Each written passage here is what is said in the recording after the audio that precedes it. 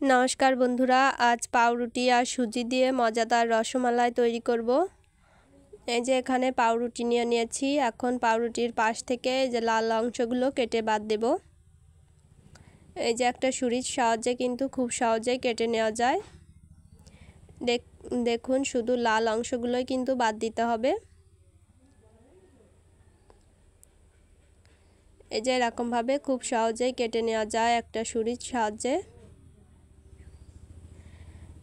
এখন এই যে রুটিগুলো বেলে নিতে হবে, বেলে একটু পাতলা টাইপের করে নিতে হবে।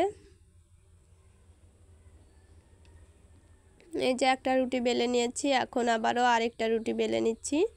এই দেখুন এরকম বেলে নিলে কিন্তু রুটিগুলো পাতলা হয়ে যাবে। সবগুলো রুটি বেলে নিয়েছি। এখানে যে সুজিগুলো এখন ভেজে নেব।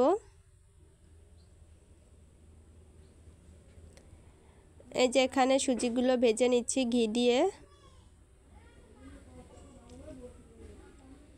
সুজির একটা ডো তৈরি করতে হবে, মিষ্টি ডো।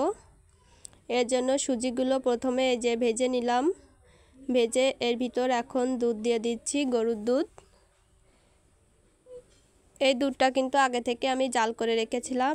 এখন এর ভিতর অল্প পরিমাণে চিনি দিয়ে দিলাম আর পরিমাণ মতো লবণও দিয়ে দিলাম। দিয়ে এখন এই যে নাড়িয়ে চাড়িয়ে শুকনো একটা ডো তৈরি করতে হবে। এই যে দেখুন লবণ দিয়ে দিলাম, দিয়ে এখন ভালোভাবে মিশিয়ে নাড়িয়ে চাড়িয়ে এই যে শুকনো করে একটা ডো তৈরি করে নিয়েছি। এখন এই যে রুটিগুলো বেলে রেখেছিলাম সেই রুটির ভিতর সুজির পুরগুলো দিয়ে নিতে হবে। এই যে দেখুন সুজির পুরগুলো দিয়ে নিলাম, দিয়ে এখন রুটিটা ভাঁজ করে নেব।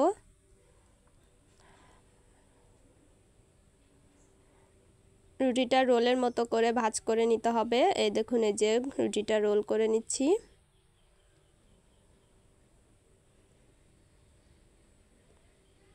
এই যে সামান্য পরিমাণে জল লাগিয়ে নিলে কিন্তু রুটের মুখটা বন্ধ হয়ে যাবে। এই যে আবারও একটা রুটি নিয়ে নিয়েছি। এই যে আবারও সুজির ডোটা দিয়ে দিলাম।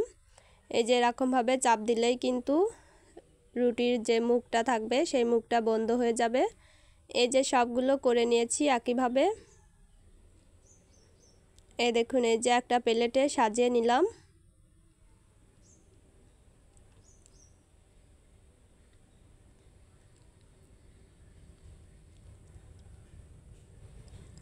আর এই যে এদিকে আবারও কিছুটা দুধ আমি জাল করে নিচ্ছি রুটিগুলো ভেজানোর জন্য। এর ভিতরেও পরিমাণ মতো চিনি দিয়ে দিচ্ছি আর অল্প পরিমাণে লবণ দেব। দিয়ে দুধটা ভালোভাবে জাল করে নিতে হবে।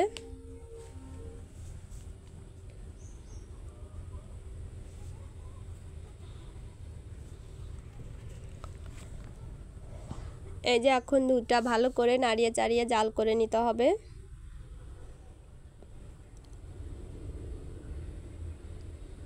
এই যে পাউরুটি সাইড থেকে যে লাল অংশগুলো আমি কেটে রেখেছিলাম সেটা গুঁড়ো করে নিয়েছি। এখন দুধের ভিতর দিয়ে দিচ্ছি যাতে দুধটা ঘন হয়। এটা কিন্তু আপনারা দিতে নাও পারেন, শুধু দুধটা জাল করে নিলেও হবে। সেক্ষেত্রে দুধটা অনেক ঘন করে জাল করে নিতে হবে। আর আমি এই যে এখানে দুধটা ঘন করার জন্য পাউরুটির সাইড থেকে কেটে রাখা অংশগুলো দিয়ে দিলাম। এই যে গুঁড়ো দুধও দিয়ে দিয়েছি 1 প্যাকেট। এখন দুধটা ভালো করে জাল করে নেব। এই যে দুধটা জাল করে নেওয়া হয়ে গেছে। এখন রুটির ভিতর দুধ অল্প করে দিয়ে দিচ্ছি। এই যে উপর থেকে এরকমভাবে দুধ দিয়ে ভিজিয়ে রাখতে হবে রুটিগুলো, তাহলেই কিন্তু রসমালাই একদম তৈরি হয়ে যাবে।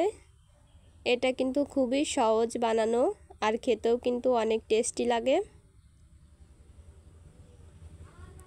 কত সহজেই এই রসমালাইটা তৈরি হয়ে যায় আপনারা করে বুঝতে পারবেন। বাড়িতে অবশ্যই করে ফেলবেন এটা।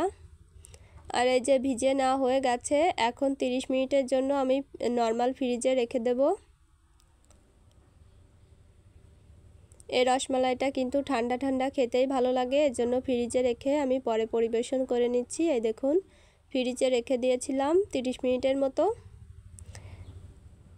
এই যে এখন বের করে নিয়েছি আর এই যে একটা চামচ দিয়ে কেটে দেখাচ্ছি কতটা নরম হয়েছে। এই দেখুন কত সহজেই কেটে নেওয়া যাচ্ছে। আর এটা খেতে কিন্তু অসাধারণ হয়, সত্যি বলছি, আপনারা বাড়িতে করে দেখবেন।